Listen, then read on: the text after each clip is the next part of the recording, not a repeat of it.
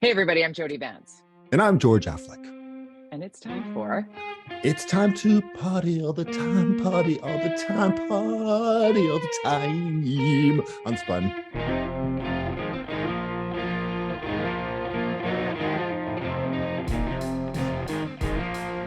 I was just imagining this was a beer. It's actually a bubbly. Bubbly. Delicious. It's bubbly. It's a blackberry bubbly. But you could put vodka in this and take it down to the beach and hide your beverage. Or in 2023, you could actually just take your White Claw or your Nude or your Strongbow or your beer or bottle of wine with dinner, George. With the kids hanging out. I'm sorry, are you referring to Park Board here, which is they've made a decision to open them up, the beaches fine or the parks to drinking, but not really, and it's still confusing sometimes. As usual. So you know what's not confusing at the Park Board right now? What's that? Apparently how much money they have to spend on a comms person. Did you see this? I saw that. Yeah, they're posting 130,000 or something cap. 134,000 and change. I saw Justin McElroy post. So all the reporters who are making about half that. You want to do it? Yeah. Should we do it? Oh my god. Yeah, we do a job share on that one. Do it as a contract for 80,000.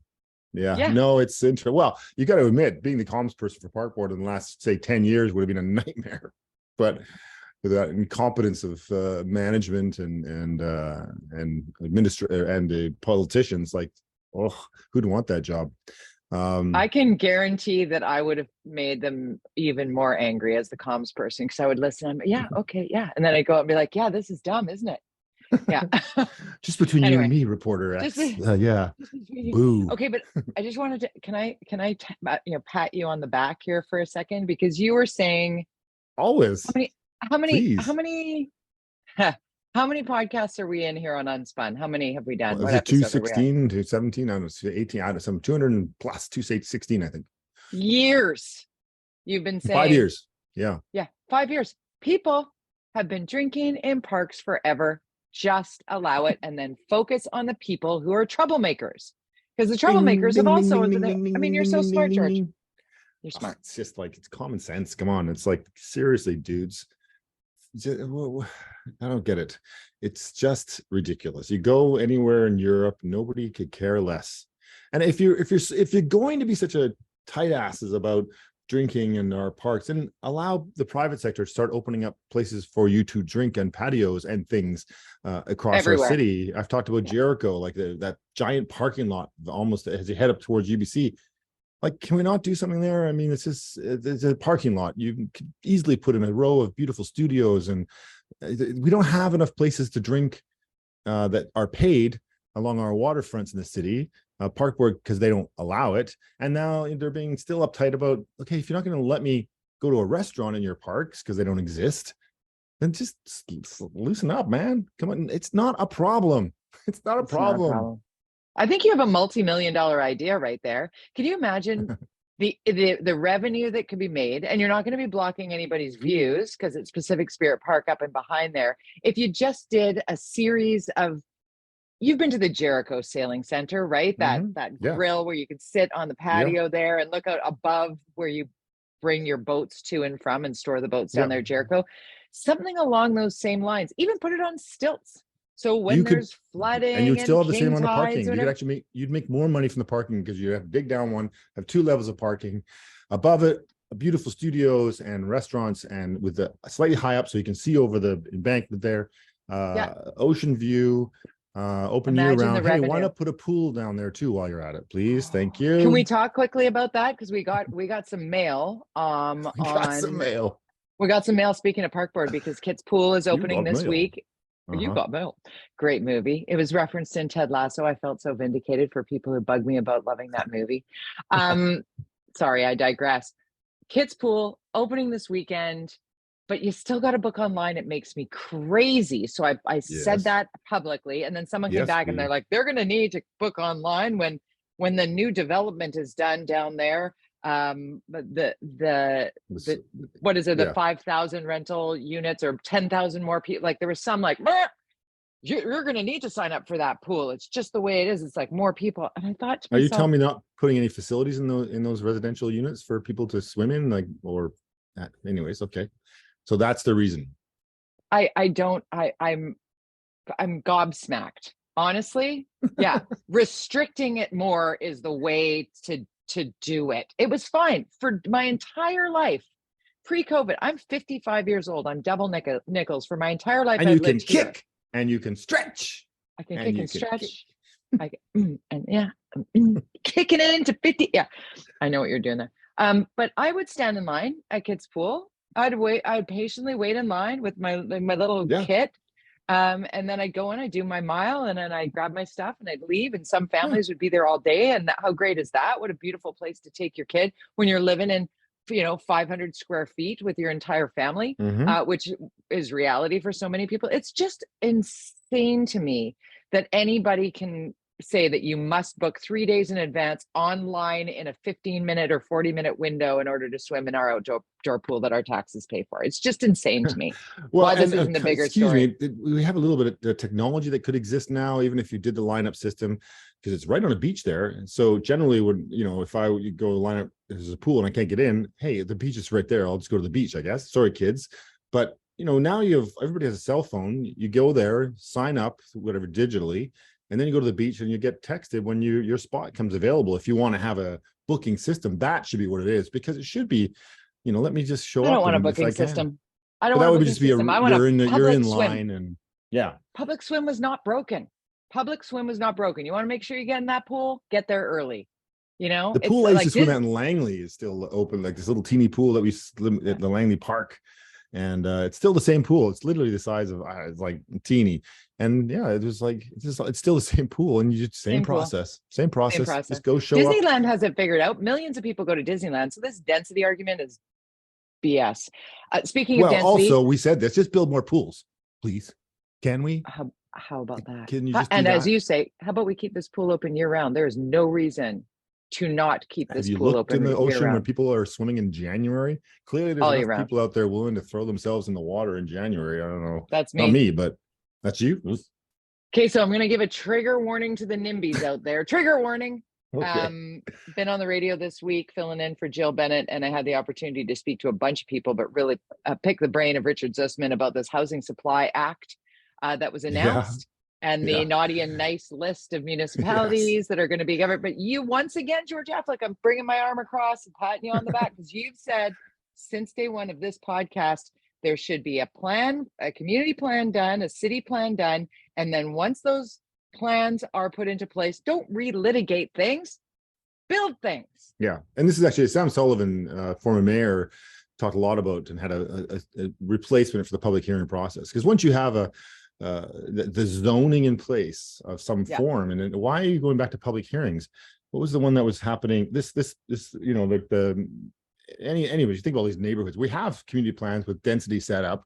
Why is council being tortured, for days on end when they've already been approved by the community that this is the density that they'll take? I think you're thinking about 8th and Arbutus, right? You're probably like, what was the one that was just relitigated? Yeah, there's that, but anything and then right now by the time it came back, but also the shifting of, yes, that 7-story building is approved. Okay, great. And then the permitting takes 5 years, and now we need more, so we're going to make it 14 stories. What? Well, no, we approved you for 7. Okay, well, let's take it back to council and talk about it being 14. Well, no, because we're going to go to the next person on the list and approve your 7-story or whatever building that fits into the check marks that we've already, but it clogs up.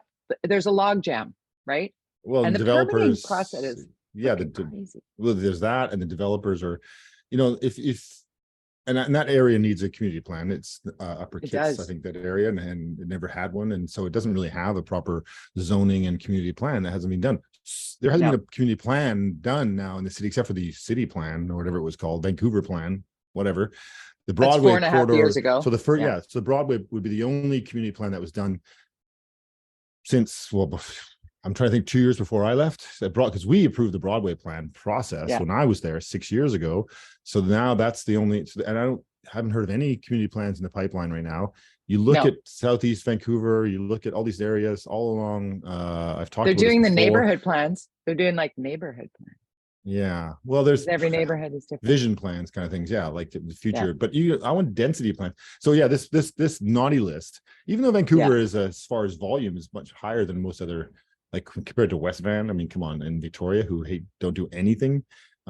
Victoria is actually the good ones. Oak Bay is the troublemaker over there. Victoria which is guess approved. who lives in Oak Bay? Oh, the former premier of our province. I thought he was in Saanich. I thought he was Oak Bay. He's I in thought Oak he was Bay. Oak Bay, Saanich. Isn't that the same area? I don't know. Similar. Anyways. Saanich is a little bit better. It's still in there, but Oak Bay apparently is the one that's like super NIMBY. And I don't know this for sure. I've never spoken directly to people there. But West Van, you're right.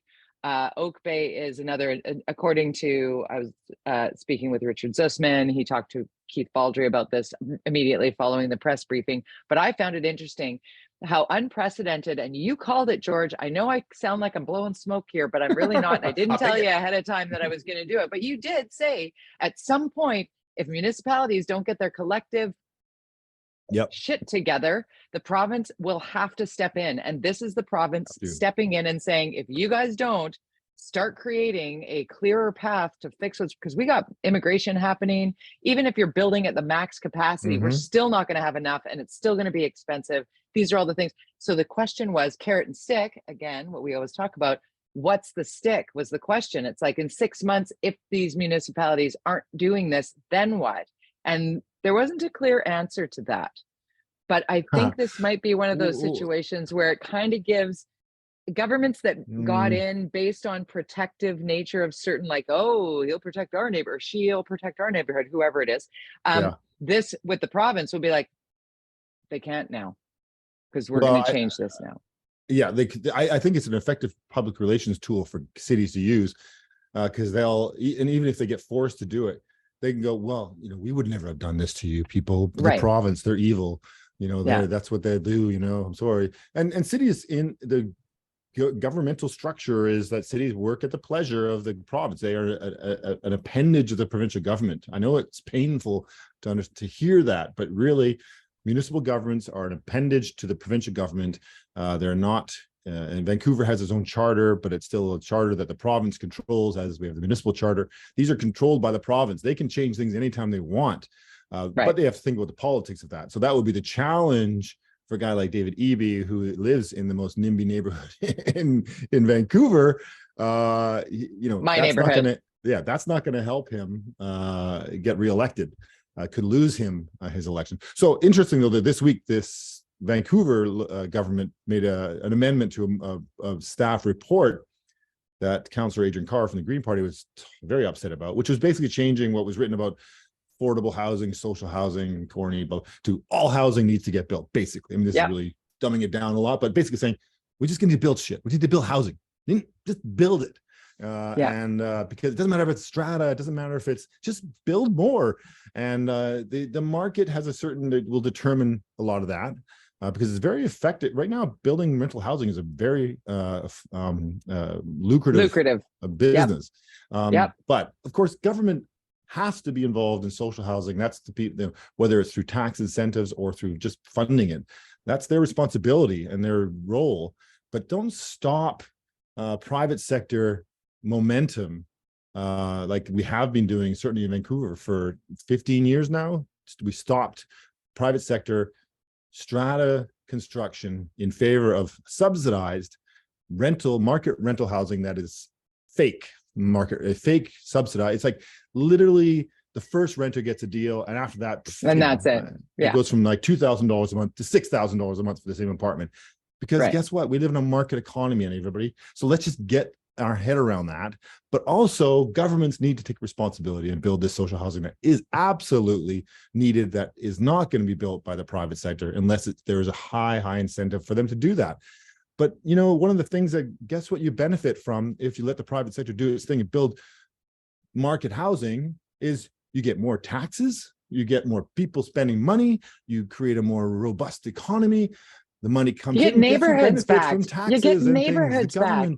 But even if you pull it back from it being about money and taxes and government, it's like when Kitsilano was a predominantly rental community, when Lower Kits, right down near the beach, the slope up, that starts at Cornwall and works its numbers up to, call it 12th Avenue. Let's just that block of Kits between Burrard and McDonald from Cornwall to 12th, that chunk.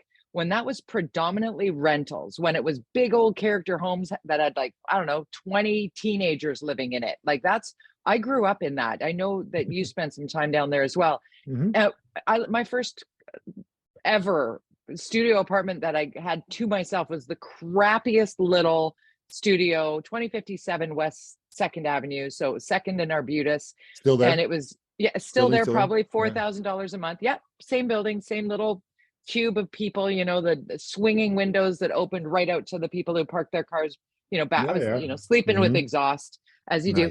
Loved it. But you'd go down to the King's Head and you'd have to wait in line to get in to have brunch there. You would have to get into the Zen Cafe, forget about it. Like some things never change. It was thriving and fantastic, and it was fun. And, sometimes it got noisy in the summertime. Who cares, man? That's where the no fun piece of it has come. It's like everybody bought up their spots. Now it's all condos and stratas, and you can't skateboard here, and you can't park there, and you can't entrenched renters. Sure. But you can't park anywhere. You can't get there, unless you want a bike from Surrey, like you can't, coming from Tsawwassen to go down to Kits. It's oppressively expensive to find a place to put your vehicle, and it's unreliable to get from Tsawwassen to Kitsilano and back. After a certain time of night, you can't get back.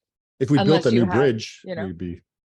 Or public transit that ran 24 hours a day. Like there's so much to this that it's just like, come on, common sense. So a couple of commonsensical things that you said 5 years ago that are finally coming to the fore. So I want to talk about a couple of other things. Okay. Let's go to Alberta for a second, because we talk about conservatives and you did. I mean, how many more times? Okay, I'm mad at you. I don't want you to be right anymore. Can we stop this? I called the debt thing in the States too. I said, come on, it's just a game. And then, was.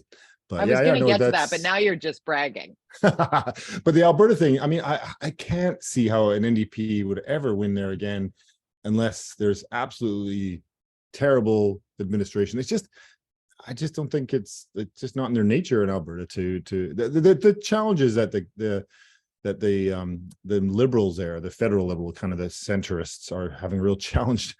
They don't want to go NDP, and they don't want to, they're floating there. So a lot of them just kind of either didn't show system. Up, or they threw their vote to the conservative side because they really didn't want NDP, which is just not in their blood. But it was a razor thin majority, like in terms of who I was speaking to over the last couple of days on radio, because we were covering it. People saying, it plays out different on the ground in Alberta than here. Okay. The fact that there is even an official opposition in that province is astounding. Yeah, that's true. That's true compared to, say, 30 years ago when it's been an entrenched the Ralph and all those guys. I wouldn't say it's I would say it's a pretty solid majority, but they have less than 100 seats in Alberta. So you have I think they're 14 seats ahead of the opposition. That's you're not going to have 14 people not show up. So but the razor thin part is that some of those seats were won by less than 100 votes. Oh, within ridings, but mostly in Calgary. But like in many ridings. But well, I had the global reporter in Calgary. I think I did say that Calgary was where we had to watch. I believe I said totally. You were right. You're right. Okay, let's see what you're wrong about. Wrong. What about this with Justin Trudeau? We're going federal now. It's speaking of the Liberals. Justin Trudeau. This is something you and I talked about. Like, this is where we're both right. We've said this, like, just hold the hearings. Write it down. We both have been saying this, like, dude, just have the hearings. Know the room, like, read the room. Canadians are like, there's spies in our midst. Let's hunt them down. I mean, obviously, David, we're talking about Johnson getting pressure now, and this whole thing and getting fired and all this stuff, and they're pushing this idea of the NDP is now supportive of it. They've done the polling clearly. When you talk about spin, when we're talking, this is what this is about. The polling is showing the parties, the Bloc and the NDP, that they're like, people are saying, can we have a hearing, please?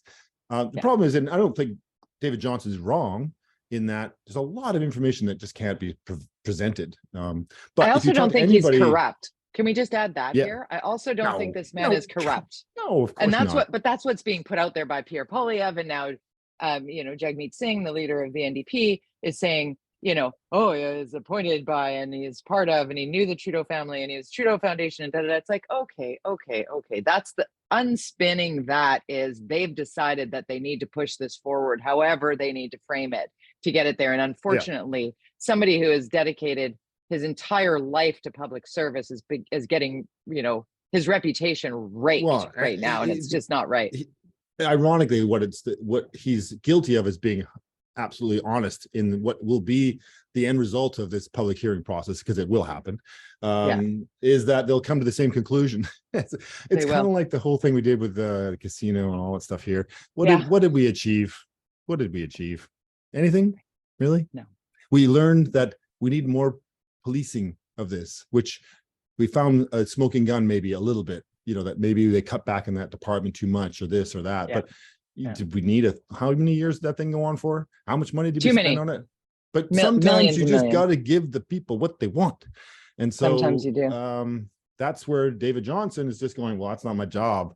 I'm not a politician here. I'm just telling you what basic principles of how things work. And I have people I know in the spy world and in the, that say, like, when you talk about a lot of these this information and all this, a lot of it comes through hearsay and it's guesswork and it's a lot of spying. It's a lot of guesswork. It's a game of telephone. Yes. Yeah. So you're not going to prove much. You're not going to be able to, arrest, Chinese ambassadors, or it's just what's going to be achieved here is satisfaction that something was done. That's it. Yeah. And sometimes that's good enough. And who knew what when doesn't really help when what's happened has already happened, and that is targeting people, the Chinese government targeting people in this country. And now the news is that Justin Trudeau is looking at having RCMP security details for MPs because of how people are being targeted. And what that made me feel like, as somebody who has been targeted as a member of the media by, it doesn't matter who, fill in the blank, who the harasser might be. How about we protect everybody? How about we look at protecting people from harassment and holding those who would harass to account? And that can be within this country. It is operatives in this country who are doing it. You can identify who they are, punish them, so that acts as a deterrent, and that can be across the board. That's what's missing, in my opinion. I'll speak from, I know that you have that experience, but as a politician, former politician, and have experienced intimidation and experienced 6 years ago, it's different, George. I'm going to be frank. I'm just different saying now. The influence of what would be considered a spy network. I saw it. You could see it, and you saw the mayor of Port Coquitlam, Brad. He's been talking about this for a long time. He was very vocal about that. What I think right now, the best outcome that's come from this is that there are more Brad Wests out there that are saying, there's a problem here. You had Jenny Kwan saying this week that she felt like she was being intimidated. What is intimidation, though, in politics is quite often more related to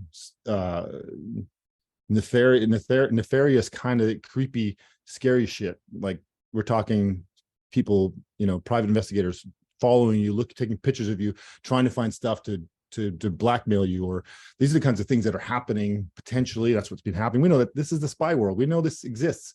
And the fact that politicians are willing now to come out and say that this is happening to them is a big step forward, I think, because it's scary to say those kinds of things, because on one hand, you don't think it's true when it's happening to you.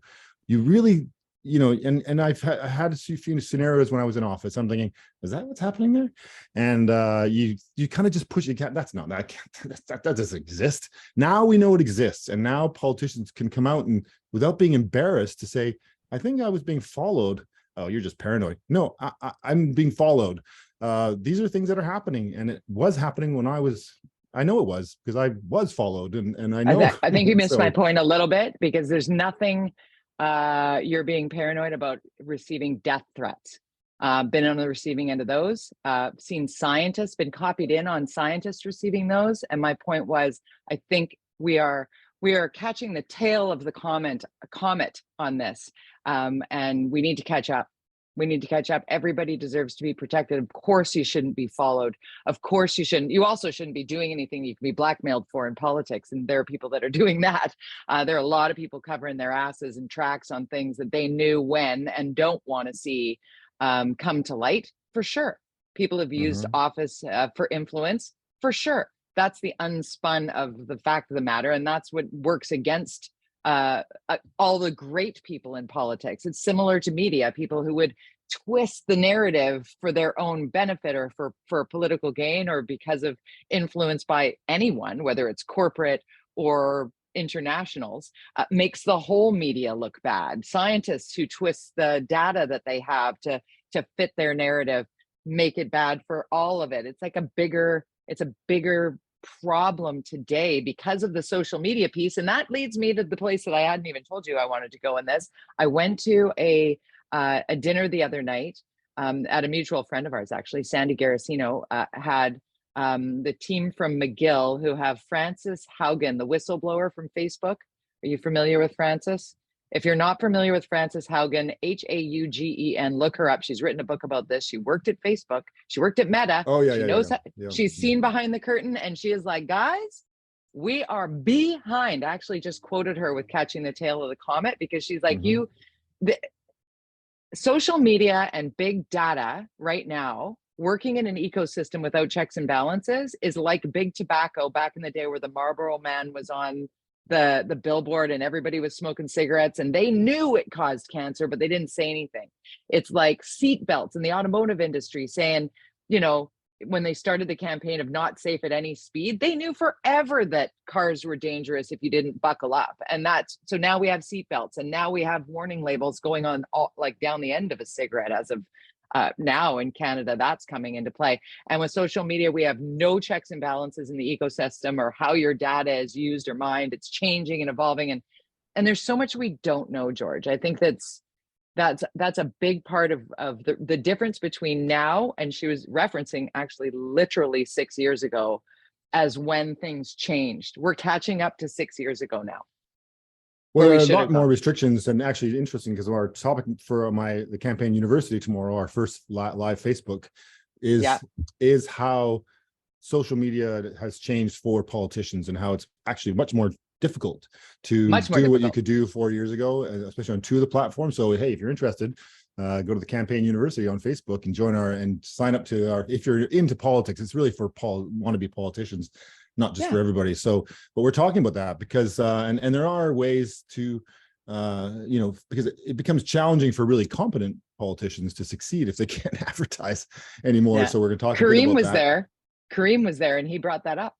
He brought up how you used to be able to reach the audience and how you have to pivot to try and do it because the algorithms work in a certain way that you have to kind of feed in on what gets clicks and likes and what sparks the anger, honestly. Frustration and anger. That always worked in any medium. You can but the AI has shifted. Honestly, read Frances Haugen's book just to get a little taste of that, and go to Campaign University. With the platforms because I buy them all the time. But it's definitely a challenge. In fact, I did a huge launch this morning for a client, and there was one word, it's on Facebook, that was in the ad, that the ads got shut down. And you're like, oh, for God's sakes. And it was because the robots are telling us that this word didn't work, but it was not true. And so then you have to find a human at Facebook, which is not easy. And we have to reissue and put in a complaint. And we're talking, a lot of money on Facebook that we're spending. And it's very, very challenging sometimes because of the robots have taken over on Facebook and on the ad side. And on the content side, it's become more challenging. But Twitter, that's why Twitter has become much more interesting to watch. As much as people might hate Elon Musk, there's a lot, and you might say there's a lot more horribleness, but he did get rid of a lot of the bots. He's cracked down on the bots because and I know the bots were always attacking me when I was in office. It was a swarm. It was a swarm. Ridiculous. I mean, who is this person that it's not even a person.